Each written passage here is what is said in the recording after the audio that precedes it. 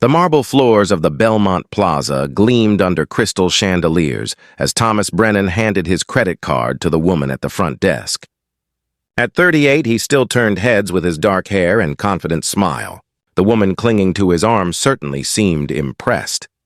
"This place is gorgeous," Nina breathed, her burgundy dress catching the light as she pressed closer to him.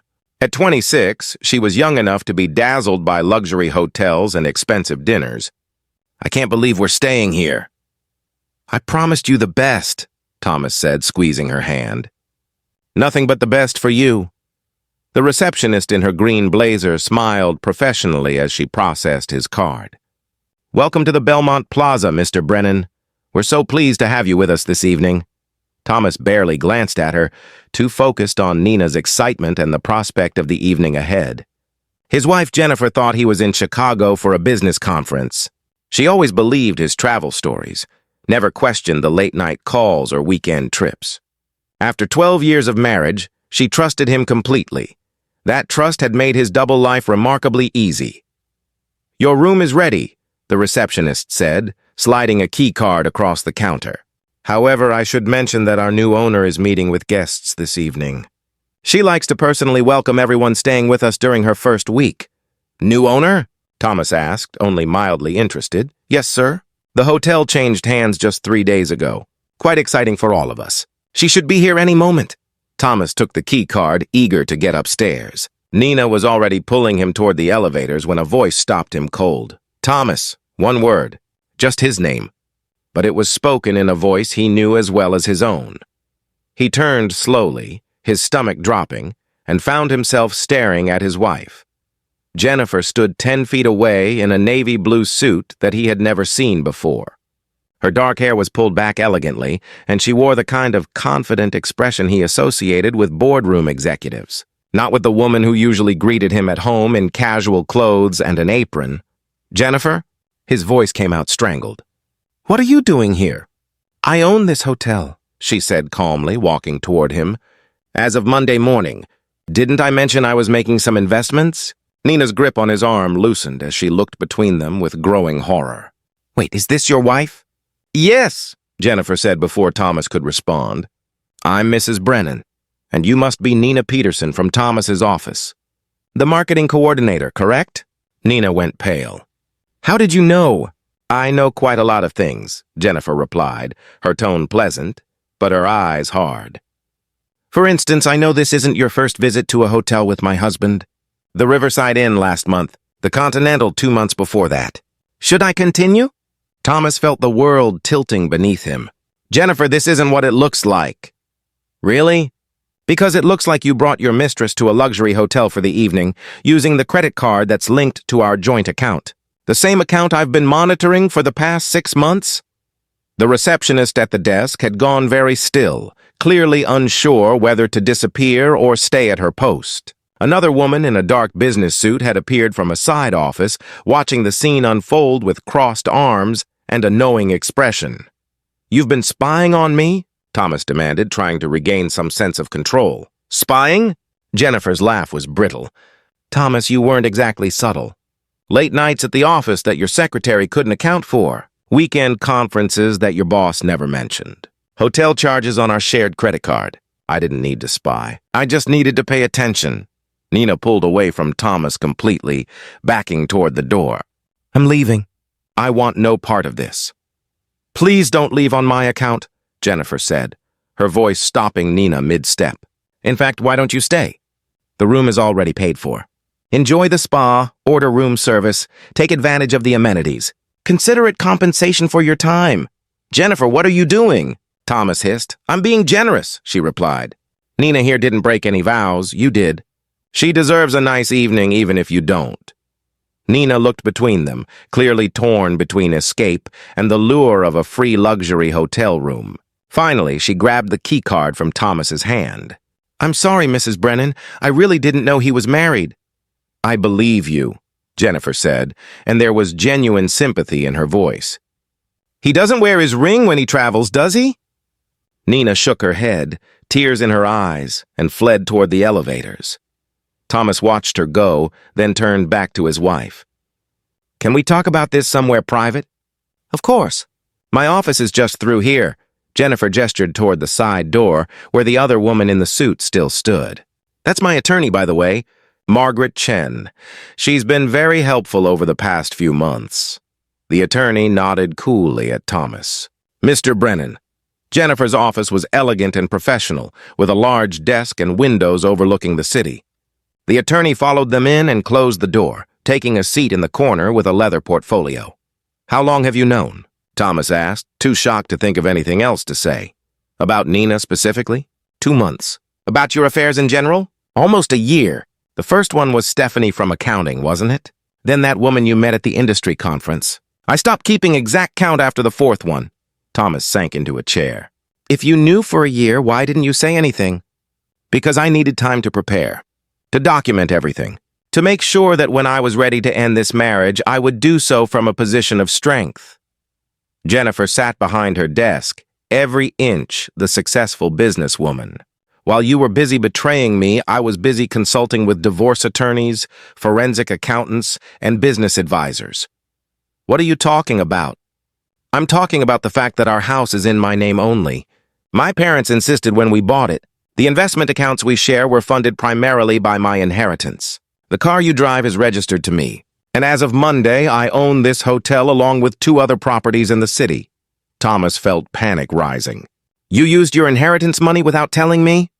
I used my inheritance money on my investments, just like you used our credit cards on your mistresses. The difference is that my investments are legal and legitimate. The attorney spoke for the first time. Mr. Brennan, you'll be served with divorce papers tomorrow morning. Given the documented evidence of adultery and the financial trail my client has compiled, I suggest you hire competent counsel. Evidence? Jennifer opened a drawer and pulled out a thick folder. Hotel receipts, credit card statements, text messages, emails, photographs.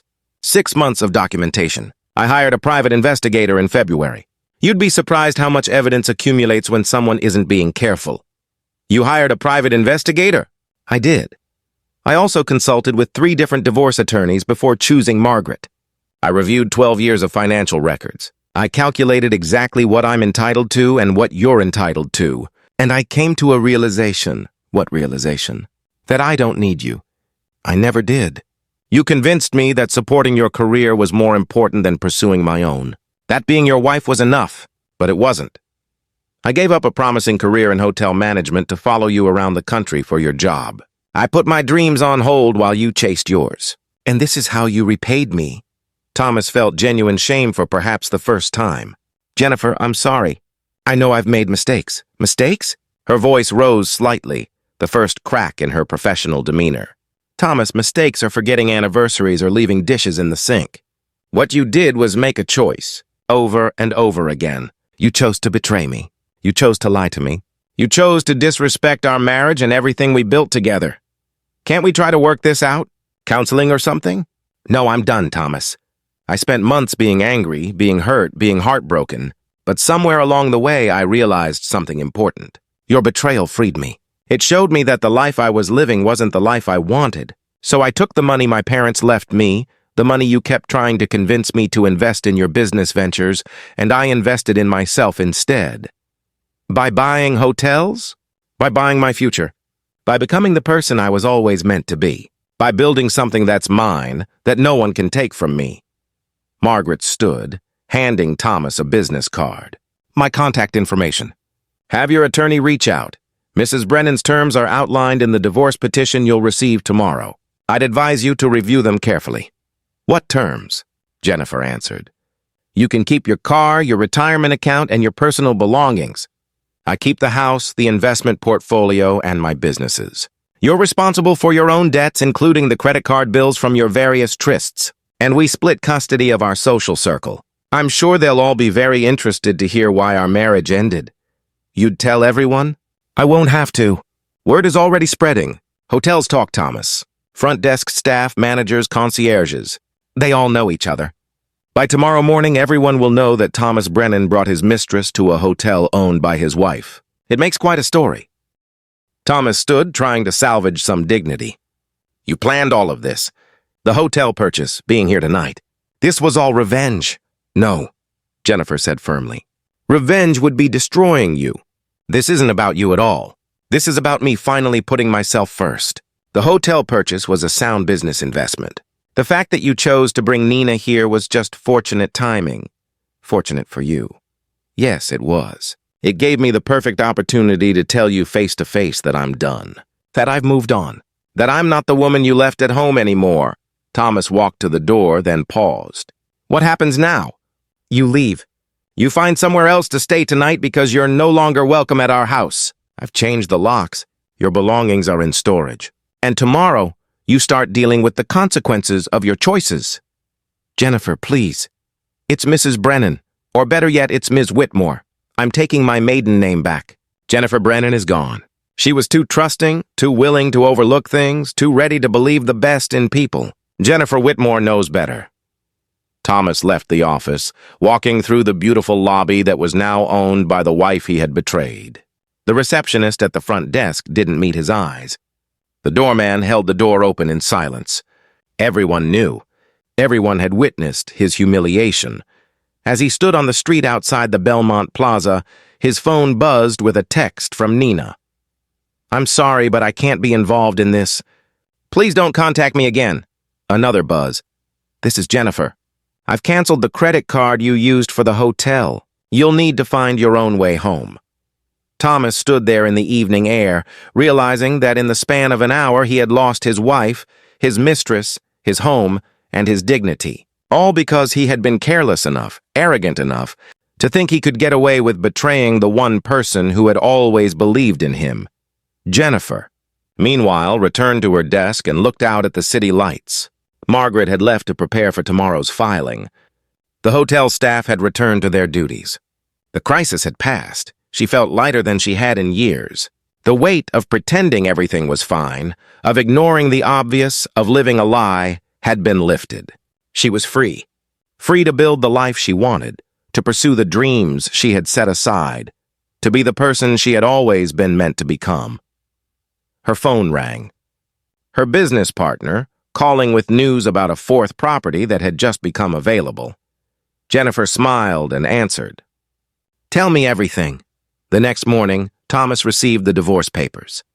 His attorney looked over them and shook his head.